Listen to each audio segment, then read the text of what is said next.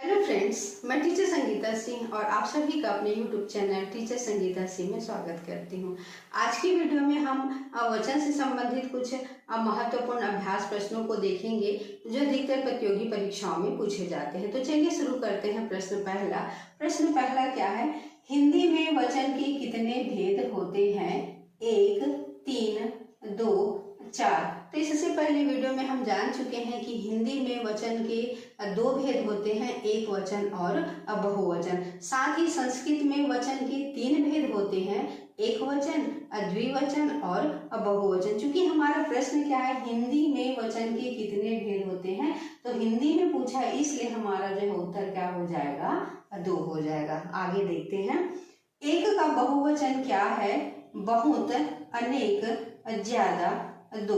तो वचन की परिभाषा में हमने जाना था कि वचन की परिभाषा क्या होती है कि संज्ञा के जिस रूप से संख्या का बोध होता है उसे क्या कहते हैं? वचन कहते हैं। तो यहाँ पे देखिए, जो बहुत है और जो ज्यादा है वह क्या कर रही है? मात्रा का जो है वो बोध करा रही है। साथ यहाँ पे देखिए, जो 2 है वह जो है वो एक निश्चित संख्या का बोध करा रही। सिर्फ जो अनेक है वही क्या कर रही है? अनेक संख्या का जो है वो बोध करा रही है। इसलिए एक का बहुवचन क्या होगा? अनेक होगा। कौन सा शब्द हमेशा एक वचन में प्रयुक्त होता है? माल, दर्शन, होश, हस्ताक्षर। तो यहाँ पे ध्यान दीजिएगा, दर्शन, होश, हस्ताक्षर ये हमेशा जो है वो बहुवचन शब्द के रूप में क्या होते हैं? प्रयोग होते हैं। सिर्फ माल बस एक ऐसा शब्द है जो कि एक वचन के रूप में क्या होता है? प्रयोग होता है। इसलिए उसका उत्तर हमारा क्या हो जाएगा? माल हो जाएगा। आगे देख लेते हैं। वह कौन सा शब्द है जो प्रायः बहुवचन में प्रयुक्त होता है? देव, छात्र, नक्षत्र, प्राण। तो प्राण हमेशा क्या होता है? बहुवचन के रूप में प्रयोग होता है। श्रीमती शब्द का बहुवचन होगा श्रीमतिनी, श्रीमतिये, श्रीमतीय, श्रीमतियां। तो यहाँ पे ध्यान दीजिएगा, यह क्या है? इकारांत स्त्रीलिंग शब्द है और जब इकारांत स्त्रीलिंग शब्द का जब बहुवचन बनाया जाता है तब बड़ी ई का क्या हो जाता है? छोटी ई हो जाता है। साथ ही उसमें क्या हो जाता है? या जोड़ करके उसमें क्या बनाया जाता है? बहुवचन बनाया जाता है। तो यहाँ पे देखिए, किसी में भी जो है वो या शब्द नहीं जुड़ा है, सिर्फ जो है वो चौथा ऑप्शन है जिसमें क्या जुड़ा हुआ है? या जुड़ा हुआ है। इसलिए इसका उत्तर हमारा क्या हो जाएगा? श्रीमतियां। साथ ही यहाँ पे नी करके जुड़ा हुआ है, इसलिए इसका उत्तर यह नहीं होगा। इसमें ए करके जुड़ा हुआ है, इसलिए अब भी नहीं होगा। यहाँ पे देखिए, श्रीमती में ती में बड़ी की मात्रा लगी हुई, इसलिए इसका उत्तर भी क्या होगा? यह नहीं होगा। ये जो नियम है वह हमारा जो चौथा ऑप्शन है वही पूर्ण करता है, जिसमें बड़ी ई का किसमें परिवर्तित हो गया है? छोटी ई में परिवर्तित हो गया है। साथ ही इसमें जो है वो या की मात्रा लगी हुई है, इसलिए श्रीमती शब्द का बहुवचन क्या हो जाएगा? श्रीमतियां हो जाएगा। आगे देख लेते हैं। सोना महंगा है शब्द में वचन है एक वचन, बहुवचन, दोनों और कोई नहीं। तो यहाँ पे देखिए, सोना, सोना क्या है? धातु है और वचन के नियम के अनुसार से धातु पदार्थों का ज्ञान कराने वाली जातिवाचक संज्ञाएं हमेशा क्या होती हैं? एक वचन में होती हैं। इसलिए सोना महंगा है कौन सा वचन है? एक वचन है।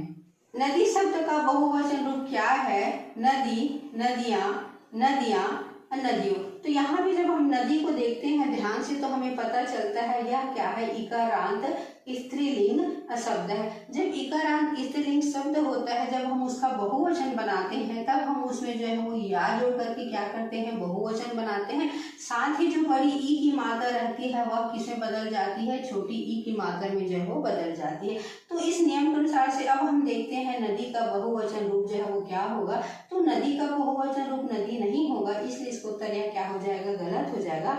आगे देख लेते हैं नदियां। तो यहाँ पे ध्यान से देखने से पता चल रहा है कि यहाँ पे जो है वो द में जो है बड़ी ई की मात्रा लगी हुई और नियम के अनुसार से क्या होना चाहिए? छोटी ई की मात्रा होनी चाहिए, इसलिए उसका उत्तर भी हमारा क्या होगा? यह नहीं होगा। आगे देख लेते हैं। यहाँ पे देखिए, नियम के अनुसार से यहाँ पे द में क्या है? छोटी ई की मात्रा है, साथ ही क्या लगा हुआ? यहाँ की मात्रा जो है वो लगी हुई है, इसलिए नदी का जो बहुवचन रूप है वह क्या हो जाएगा? नदियां हो जाएगा। और नदियों तो अलग शब्द है, इसलिए इसका उत्तर हमारा यह नहीं होगा। नदी शब्द का जो बहुवचन है वह क्या हो जाएगा? नदियां हो जाएगा। आगे देख लेते हैं।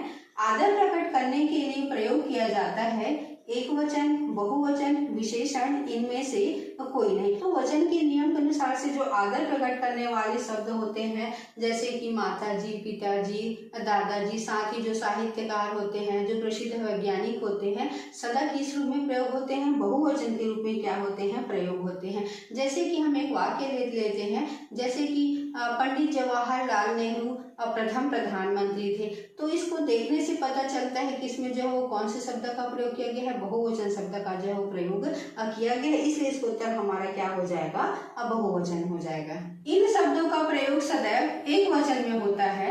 सत्य, जनता, केला, संतरा, बेटा, मोटा, इनमें से कोई नहीं। तो वचन के नियम के अनुसार से जो शब्द समूहवाचक संज्ञाएं होती हैं या जो भाववाचक संज्ञाएं होती हैं, वह सदा किसमें प्रयोग होती है? एक वचन के रूप में जो है प्रयोग होती हैं।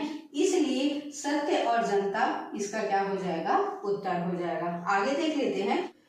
वह शब्द जिसका बहुवचन नहीं बनाया जा सकता, मेज, अमित, बहन, माता। तो सबसे पहले हम क्या करते हैं? बहुवचन बना करके देखते हैं इन शब्दों का, फिर उसके बाद हम क्या करते हैं? जिनका बहुवचन नहीं बनाया जा सकता उनको हम क्या करते हैं? अलग करते हैं। जैसे मेज है, तो मेज का क्या हो जाता है? मेजो हो जाता है। इसलिए इसका उत्तर जो है वो नहीं होगा, क्योंकि इसका क्या बन रहा है?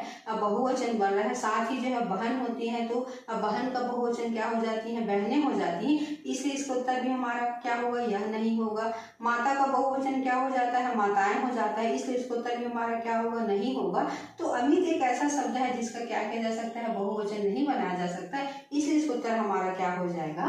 अमित। निम्नलिखित में से कौन सा शब्द नित्य बहुवचन में ही प्रयुक्त होता है? नित्य कहने का मतलब है हमेशा या सदा जो है वो बहुवचन में ही प्रयुक्त होता है। सामान, माल, दूध, दर्शन। तो जो दर्शन शब्द है वह हमेशा जो है वो बहुवचन में ही प्रयुक्त होता है। इनमें कौन सा शब्द सदैव एक वचन के रूप में प्रयोग किया जाता है? होश, लोग, दर्शन, जनता। तो इससे पहले वाले ऑप्शन में हम देख चुके हैं होश, लोग, दर्शन सभी क्या होते हैं? बहुवचन के रूप में प्रयोग होते हैं। सिर्फ जो जनता, जनता क्या होती है? समूहवाचक संज्ञा होती है। इसलिए क्या होती है? सदैव जो है वो एक वचन के रूप में ही प्रयोग होती है। इसलिए इसका उत्तर हमारा क्या हो जाएगा? जनता। वधु का बहुवचन रूप होगा वधुएं, वधुओं, वधुएं, वधुएं। तो यहाँ भी देखिए उ, यहाँ पे क्या है? उकारांत युक्त शब्द है। इसलिए जब हम इसका बहुवचन बनाएंगे तब हम इसमें क्या करेंगे? ए की जो है वो मात्रा लगा देंगे। साथ ही जो है वो बड़ू ऊ का क्या हो जाएगा? छोटू ऊ में क्या हो जाएगा? रूप जो है वो परिवर्तित हो जाएगा। तो इस नियम के अनुसार से जो वधु का जो बहुवचन रूप होगा वह क्या हो जाएगा? वधुएं हो जाएगा। देखिए यहाँ पे जो है बड़ू ऊ की मात्रा क्या हो गई है? छोटू ऊ की मात्रा में बदल गई है। साथ ही इसमें जो है वो ए की जो है वो मात्रा लग गई है। इसलिए वधु का जो है वो बहुवचन रूप क्या हो गया है? वधुएं हो गया। चूंकि यहाँ पे बड़ू ओ की मात्रा है इसलिए इसका जो है वो बहुवचन रूप यह नहीं होगा। इसमें जो है वो ओ की मात्रा लगी हुई इसलिए इसका बहुवचन रूप यह नहीं होगा। साथ ही इसमें देखिए ए की मात्रा लगी हुई इसलिए इसका जो है बहुवचन रूप नहीं होगा। हमारे नियम के अनुसार से वधु का बहुवचन रूप होगा वह क्या हो जाएगा? वधुएं हो जाएगा। आगे देख लेते हैं। निम्नलिखित में से कौन सा शब्द दोनों वचनों में समान रहता है? कथा, सरसों, लता, कुटी। तो यहाँ पे हम क्या करते हैं? बहुवचन बना करके देखते हैं। जैसे कथा का जब हम बहुवचन बना लेते हैं तो क्या हो जाता है? कथाएं हो जाता है। लता का बहुवचन बना लेंगे तो लताएं हो जाएगा। कुटी का बहुवचन बनाएंगे तो क्या हो जाएगा? कुटिया हो जाएगा। सिर्फ सरसों बस एक ऐसा है जिसको हम क्या करते हैं? एक वचन और बहुवचन दोनों ही रूप में हम क्या बोलते हैं? सरसों बोलते हैं। इसलिए इसका उत्तर हमारा क्या हो जाएगा? सरसों। याचना शब्द का बहुवचन रूप क्या होगा? याचना, याचनाएं, याचनाओं, वाचने। तो ध्यान दीजिएगा, याचना जब कभी भी हमें कुछ चीजें समझ में नहीं आती हैं तब हम उसका क्या करना चाहिए? वाक्य बनाना चाहिए। तो यहाँ पे देखिए याचना की जाती है, ना कि याचनाएं की जाती हैं, ना कि याचनाओं की जाती हैं, ना ही वाचनाएं की जाती है। इसलिए याचना का जो बहुवचन रूप होगा वह क्या रहेगा? याचना ही रहेगा। आगे देख लेते हैं। कवि शब्द किस शब्द का एक वचन है? कवि लोग, कवि दल, कवि वृंद, कवि समूह। तो यहाँ पे देखिए जो कवि एक वचन शब्द है वह कवि वृंद शब्द का क्या है? एक वचन है, क्योंकि वृंद का ही अर्थ होता है का समूह, अर्थात कवि का समूह, यह क्या हो गया है, बहुवचन रूप हो गया है, इसलिए कवि वृंद का एक वचन रूप क्या है, कवि है। गौ का बहुवचन रूप क्या होता है, गौ गौ, गौवे, गाय, गाय। यहाँ पे गौ का अर्थ क्या है, गाय है, और यहाँ पे जब हम इस शब्द को देख रहे हैं तो इससे पता चल रहा है यह क्या है, औकारांत स्त्रीलिंग शब्द है। और औकारांत स्त्रीलिंग शब्द का जब हम बहुवचन बनाते हैं तब हम उसमें क्या जोड़ देते हैं, ए जोड़ देते हैं, इसलिए गौ का जो बहुवचन रूप होगा वह क्या हो जाएगा, गौएं। आगे देख लेते हैं, पानी शब्द का वचन क्या है, एक वचन, सदा एक वचन, बहुवचन, सदा और बहुवचन। एक वचन कहने से एक संख्या का बोध हो रहा है, बहुवचन कहने से बहुत सारी संख्याओं का बोध हो रहा है, लेकिन यहाँ पे सदा एक वचन और सदा बहुवचन कहने से कुछ अलग सा लग रहा है, तो इसी को हम क्या कर लेते हैं, समझ लेते हैं। तो सदा एक वचन और सदा बहुवचन को समझने से पहले हम ध्यान दे देते हैं कि जब हम वचन परिवर्तन करते हैं तो किसको आधार मान करके करते हैं, विभक्ति के आधार पर हम वचन परिवर्तन करते हैं। या तो कोई वाक्य विभक्ति रहित होता है या तो कोई वाक्य क्या होता है, विभक्ति सहित होता है। तो इसी को हमको ध्यान देना है। यहाँ पे देखिए जो पानी है, तो पानी चाहे वह विभक्ति रहित हो चाहे वह विभक्ति सहित हो, वह हमेशा किस रूप में प्रयोग किया जाता है, पानी के रूप में ही जो है वो प्रयोग किया जाता है। इसलिए जो है वो पानी का जो वचन है वह क्या हो जाएगा, सदा एक वचन के रूप में। घटा शब्द का बहुवचन रूप कौन सा है, घटाए, घटाएं, घटाइया, घटा। तो यहाँ पे देखिए घटा क्या है, अकारांत स्त्रीलिंग शब्द है, और जब अकारांत स्त्रीलिंग शब्द होता है उसका बहुवचन बनाते हैं तो उस शब्द में क्या कर देते हैं, ए की मात्रा को क्या कर देते हैं, जोड़ देते हैं बहुवचन बनाने के लिए। तो यहाँ पे देखिए जब घटा में हम ए की मात्रा को जोड़ देंगे तो यह क्या हो जाएगा, घटाए हो जाएगा, इसलिए इसका उत्तर हमारा क्या हो जाएगा, घटाएं हो जाएगा। आगे देख लेते हैं, लड़के को बुलाओ का सामान्य बहुवचन बताएं। लड़कों को बुलाओ, लड़कों को बुलाओ, सभी लड़के को बुलाओ, लड़के को बुलाओ। तो यहाँ पे देखिए क्या है, को विभक्ति लगा हुआ है, इसलिए इसका बहुवचन रूप क्या हो जाएगा, लड़कों को बुलाओ।